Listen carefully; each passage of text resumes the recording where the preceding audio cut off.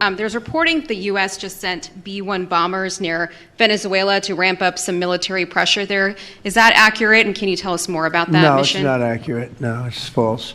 But we're not happy with Venezuela for a lot of reasons, drugs being one of them, but also they've been sending their prisoners into China, where I think we're going to come out very well, and everyone's going to be very happy. But is there any evidence that China is now smuggling fentanyl through Venezuela to bypass U.S. and Mexican port controls? They are doing that, yes. But they are paying right now a 20% tariff because of fentanyl. That's billions and billions of dollars that they're paying. Administration comes in that wants open borders, and I also have a question for the Secretary of War as well. So now they're coming in by land. And even the land is concerned because I told them that's going to be next. You know, the land is going to be next. And we may go to the Senate, we may go to the, Congress and tell them about it.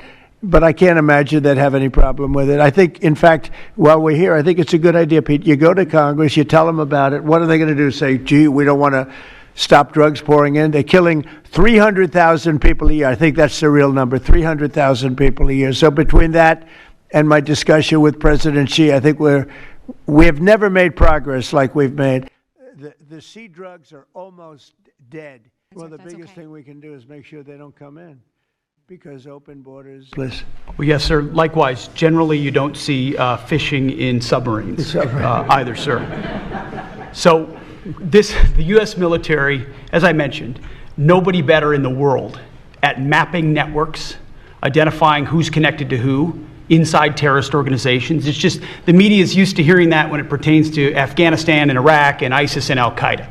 But if you reframe how you understand the world in our own hemisphere, that's exactly what these foreign terrorist organizations are. And so we will track them, we will map them, we will network them, and we will hunt them and kill them because they're trying to and they are killing and poisoning the American people. And inside that, we have all the license necessary, all the authorities necessary to take these kinetic strikes, and we'll continue to take them.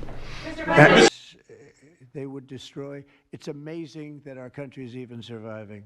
A moment ago, you said that if Secretary Hegseth went to Congress and briefed them on the operations against we will go, I said. You will go. And we it would will be go. difficult for them to object. I don't see any loss in going. No reason not to. They'll always complain, oh, we should have gone. So we're going to definitely, I'd like to just tell you, let's go.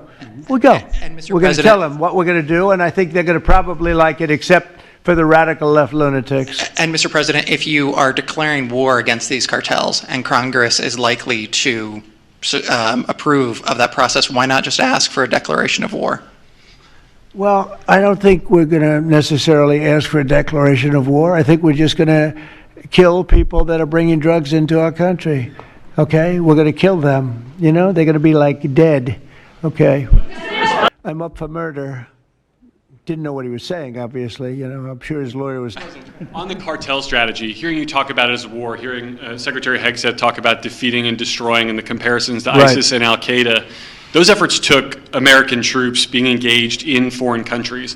Do you think that's ultimately where this is headed with the cartels, having American troops in countries like Venezuela? No, the cartels are very bad. They had a lot of bad people coming in. They were interviewed recently, and they were asking people what their problem was, and one guy said, yes, I'm up for murder.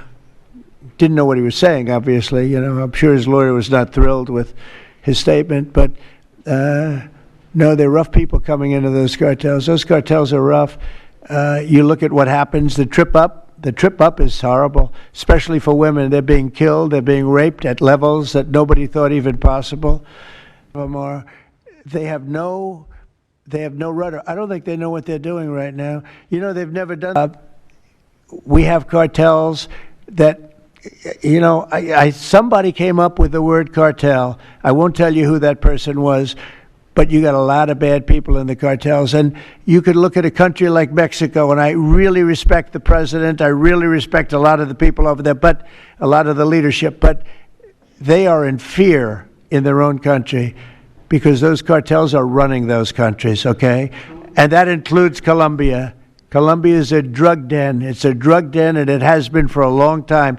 You got a lousy leader over there right now, bad guy, a thug. But they make cocaine at levels that we've never seen before.